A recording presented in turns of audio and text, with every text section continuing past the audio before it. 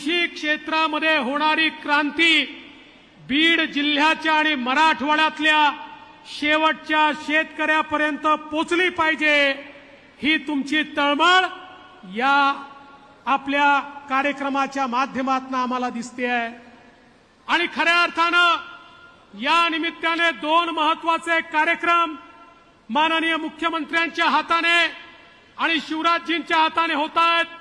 पहिला कार्यक्रम म्हणजे आपल्या राज्याने ठरवलं, देशाचे प्रधानमंत्री माननीय मोदीजी दरवर्षी आमच्या शेतकऱ्याला 6,000 रुपये शेतकरी सन्मान निधी देतात, तर महाराष्ट्र देखील नमो कृषी सन्मान योजनेच्या अंतर्गत 6,000 रुपये देईल आणि त्याचा चौथा हप्ता आज या परळीमध्ये मुख्यमंत्री महोदयांच्या हाताने थेट आमच्या शेतकऱ्यांच्या खात्यामध्ये चाललाय।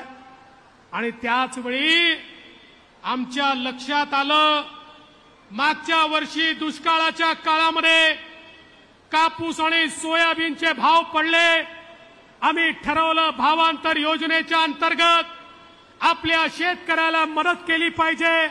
कॅबिनेटचा निर्णय घेतला, दुर्दैवाने लगेच आचारसंहिता लागली म्हणून आम्ही ते पैसे देऊ शकलो नाही।